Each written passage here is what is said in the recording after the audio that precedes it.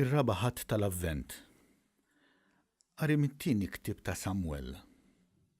Meta s-Sultan David mar joqgħod f'daru u l-mulej serħu mill-edewwa kollha ta' madwaru, is-Sultan qal lil Natan il-profeta: "Issara jien qiegħed f'dar taċ-ċedru u l-arka ta' Alla qiegħda f'nofs ta' tinda." U qal Natan lis-Sultan: "Kull ma għandek f'ħsiebek li tagħmel, mur għamlu, għax il-mulej miegħek." Imma dak il-lejl stess ġiet il-kelma tal-mulej lil Natan u qallu: "Murejt lil qaddej tiegħi David. Dan jgħid il-mulej: se tibnili int dar fejn noqgħod fiha?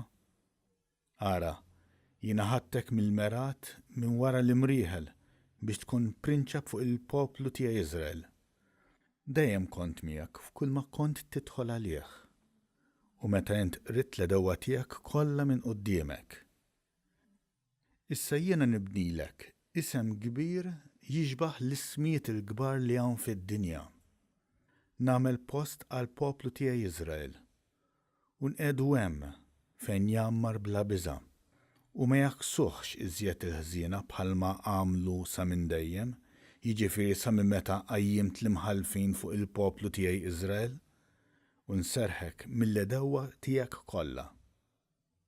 Lilek imbagħad il-mulej jagħtik kelma li jibnilek dar. U meta inti ittemm żmienek u tkun striħajt ma' missirietek, jiena nqajjem nislek warajk, nisel ħireġ mill-ġewwieni tiegħek u nsaħħaħ is-saltna tiegħu. Jiena nkun għalih missier u jkun għalija iben. Il-familja tiegħek u s-saltna tiegħek jibqgħu sħaħ għal dejjem qudiemi. It-tron tiegħek jibqa' sħiħ għal dejjem." Il-kelma tal-mulej.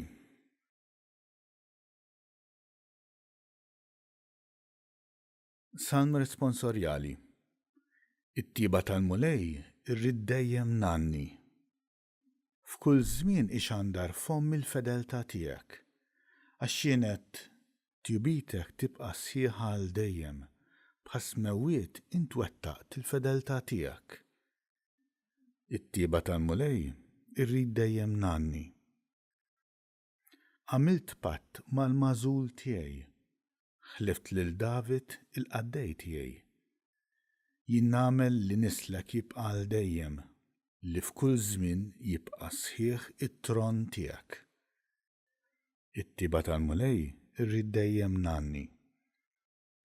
U jsejjaħ li int missieri u Alla tiegħi, fortizza u salvazzjoni tiegħi. It-tiba tiegħi nożża fuqu għal dejjem u l-patt tiegħi miegħu jibqa' sħiħ. It-tiba tal-mulej irrid dejjem nanni.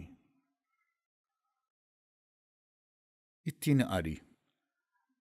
Qari mill-ittra ta' San Pawl Apostol lir-Rumani. Ħuti, lill-Alla li għandu l-qawwa li jwettaqkom fl-Evanġelju li nħabbar jien nxandar lil Ġesu Kristu, skont ir-revelazzjoni tal-misteru li kien moħbi fis-skit tal-eternità, lil dan li Alla issa irrevelanna dan il-misteru u għarfu l-ġnuż bil-kitba tal-profeti, skont l-ordni tiegħu Alla ta' dejjem, biex wassalhom għall-ubdjenza tal-fidi, lil dan Alla waħdu fl-erf il-glorja għal dejjem ta' dejjem f'Ġesu Kristu. Amen.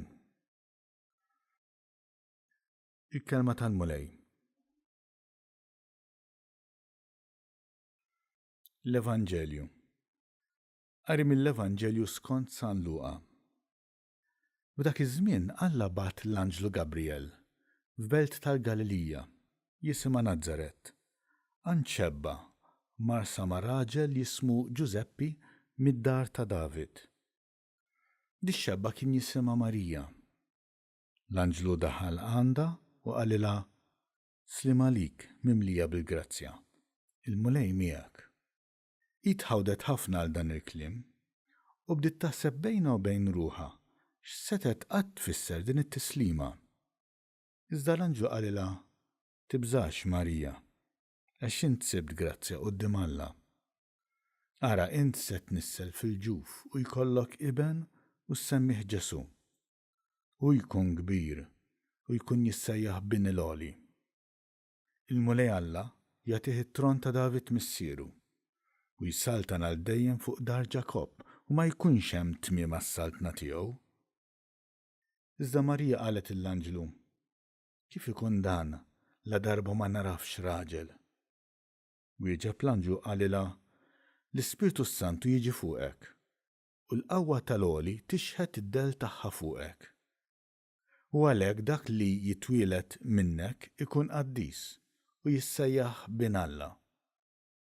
Ara l-qarriba tiegħek Eliżabetta fix-xjuħita hi wkoll nislet iben fil-ġuf u ġa għandha 6 xhur, dik li għaliha kienu jgħidu li ma jistax ikollha tfal, għax għal Alla ma hemm xejn li ma jistax isir. Imbagħad qalet Marija: ara, jien il-qaddejja tal-mulej, ħajsir minni skont kemmtek. U l-anġlu telaq minn qudiemha. Il-kelma tal-mulej.